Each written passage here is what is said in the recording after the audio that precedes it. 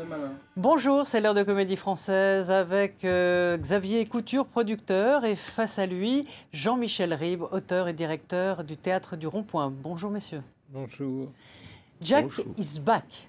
C'est le tweet de Dominique Strauss-Kahn après sa relaxe dans l'affaire du Carlton pour proxénétisme aggravé.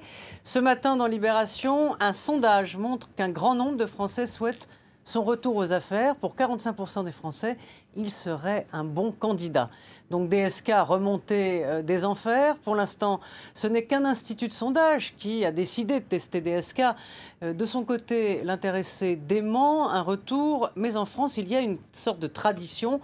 On est mort politiquement que physiquement.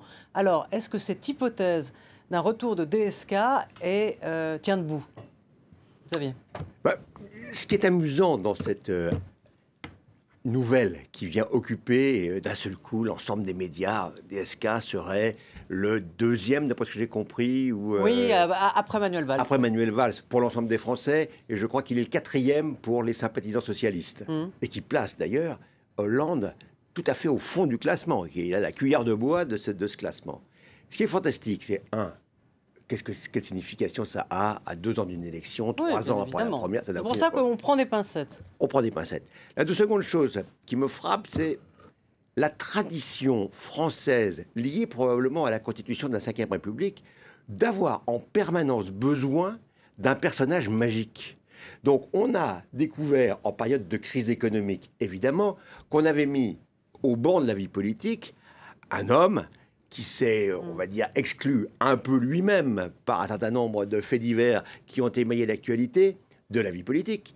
Mais on va le rechercher en disant, dans le fond, Dr Strauss-Kahn, c'est peut-être, probablement, c'est probablement le magicien, c'est le Merlin l'Enchanteur de la politique française qui va nous sortir de la crise. Et donc, puisque nous, on ne veut pas de Tsipras, puisque nous, on ne veut plus de Hollande, puisque nous, on ne veut peut-être pas complètement de Sarkozy ou de ses camarades, on va chercher le pouvoir magique, la fée Mélusine et le Merlin l'Enchanteur Strauss-Kahn. Et une sorte, est-ce que vous êtes d'accord avec cette idée que les Français cherchent une sorte de Deus ex machina? Oui, c'est vrai qu'on a besoin d'un homme politique plus irradiant, etc. C'est vrai. Je ne suis pas tout à fait d'accord, bien que je l'aime beaucoup, avec mon ami Xavier Couture, pour 2 raisons. Je ne pense pas que c'est la fée, c'est la magie. Je pense que c'est plutôt une chose très française qui est le mélange d'une libido dont nous sommes très fiers en tant que Latin lover, qui apparaît comme ça, et d'un cerveau. C'est-à-dire qu'il y a le neurone et la libido qui se mélangent tout d'un coup, et on oublie un tout petit peu la brutalité avec laquelle il se sert de la libido. Et surtout, je pense qu'il y a aussi, on a vu à quel point les Américains l'avaient traité terriblement, parce que cette photo avec les menottes, alors que aucun chef d'accusation n'était prouvé, etc. Donc il y a un côté victimisation, etc.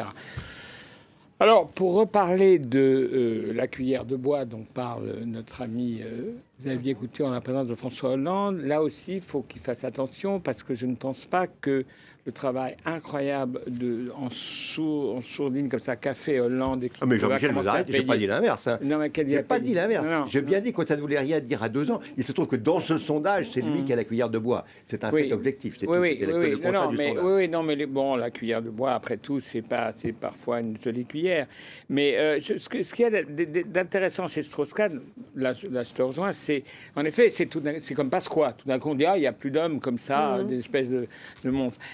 Il l'est un petit peu. Mais ce qui est intéressant aussi, c'est que dans la grande tradition de nos hommes politiques fortement érotomanisés, parce qu'il y en a beaucoup, on peut tous les citer. Hein. Je veux dire que de Giscard d'Estaing, Mitterrand, etc. Même les balais roses avant. Oui, les balais roses. Il y a quand même une tradition française dont on est fier. En Amérique... Mais qui en est fier quand vous dites on en est fier Je ne sais pas, ça fait partie d'une certaine atavisme de bourgeoisie. Je ne crois pas qu'on en soit fier officiellement. Là où je rejoins Jean-Michel, c'est sur le fait que, et là encore une fois, c'est un peu la conséquence d'une constitution qui installe un monarque républicain à la tête de cette République depuis maintenant la constitution de De Gaulle. Ouais.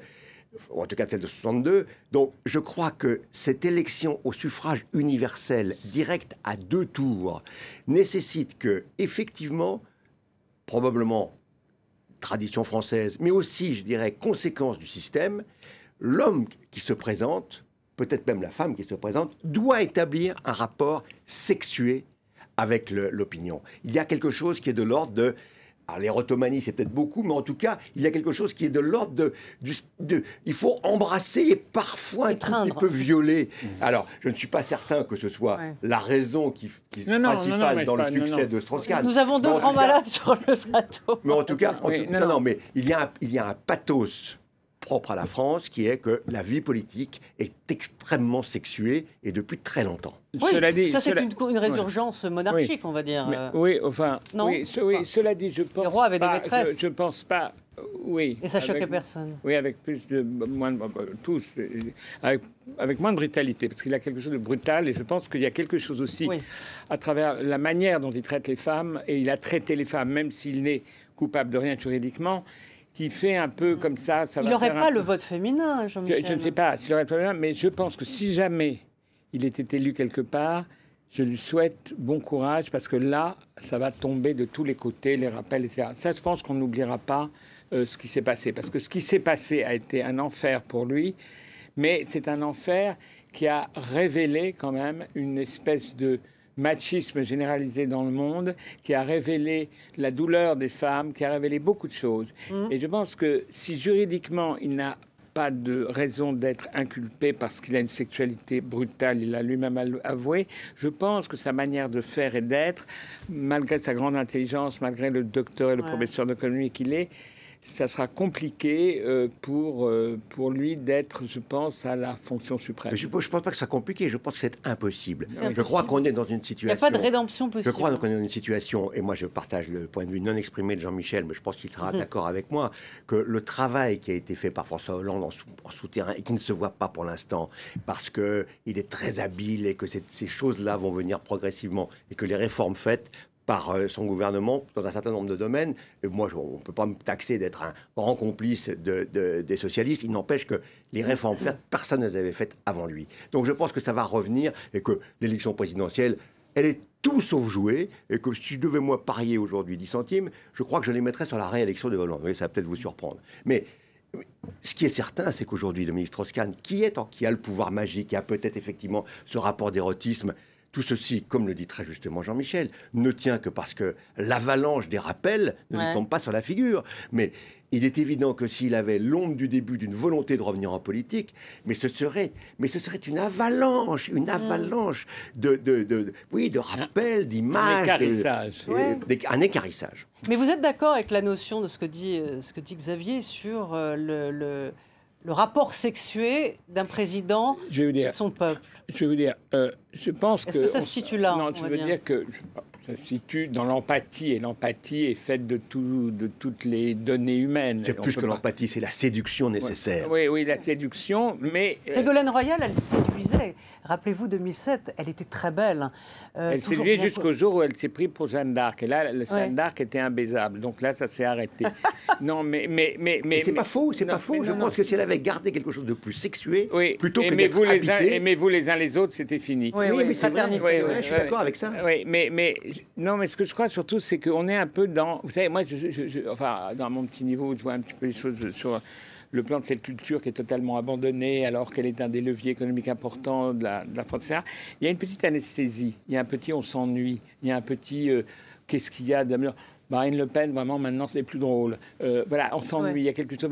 Et là, tout d'un coup, il y a quelqu'un, comme le disait, alors, je ne sais pas si c'est la fée sur ça, mais il y a quelqu'un, tout d'un coup, on dit, tiens, ça, alors lui, il a, je sais pas quoi, il a mangé un enfant cru, ou je sais pas quoi. Donc, le centaure revient. J'entendais ce matin, parce que pour rebondir là-dessus, je pense qu'on est dans une période de grande confusion, mais qui est liée à la fois à la période générale, et puis au fait qu'on est à mi-mandat avec cette confusion, c'est celle des idées qui se mélangent aux faits. Tout ça est très complexe. Mais ce matin, j'entendais un observateur dire une chose incroyable, mais qui est plutôt on va dire, du centre droit, dire, au bout du compte, peut-être Marine Le Pen qui va faire rempart contre Sarkozy. Donc on est à un niveau de confusion absolu.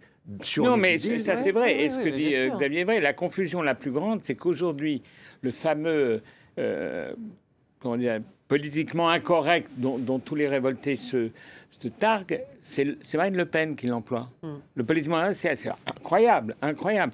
Et je crois, moi, qu'elle ne passera pas, mais je crois qu'aujourd'hui, on est dans une personne non seulement de confusion, mais de tremblement comme ça, mais quelque chose bouge. Ouais. Et je pense, moi, que le travail, comme le disait Xavier, incroyable, de Hollande. Parce que vous savez, si vous regardez ce qu'a fait Hollande, aucun président de la Ve République n'a fait autant de réformes que lui depuis qu'il est arrivé. Alors ça passe, ça passe pas, il est aimé, il n'est pas aimé. Non, il a rendu cet immense service aux Français d'être le dépotoir de leur mauvaise humeur. Si votre chien est malade, c'est de la faute d'Hollande. Si vous avez perdu votre monde, c'est de la faute d'Hollande. Si un tel, c'est de la faute d'Hollande. Il a rendu ça la bile noire des Français. Bon, c'est formidable d'être devenu comme ça le type qui a enlevé les humeurs. C'est déjà leur rendre un grand service. Après, aujourd'hui, ça va changer. Et je vois pas qui... Sarkozy, bon, on ne peut pas le guérir en le il veut être absolument président de la République d'une manière psychotique. On ne peut pas le guérir en le réalisant. On l'a fait une fois, ça suffit. Ce qui est intéressant d'ailleurs, c'est que la dénonciation du politiquement correct devient le politiquement correct. Oui, absolument. Merci à tous les deux. Et on se retrouve donc cet après-midi à 17h10 pour Politique avec Jean-Marie Colombani. À très vite. Mais c'est lui qui...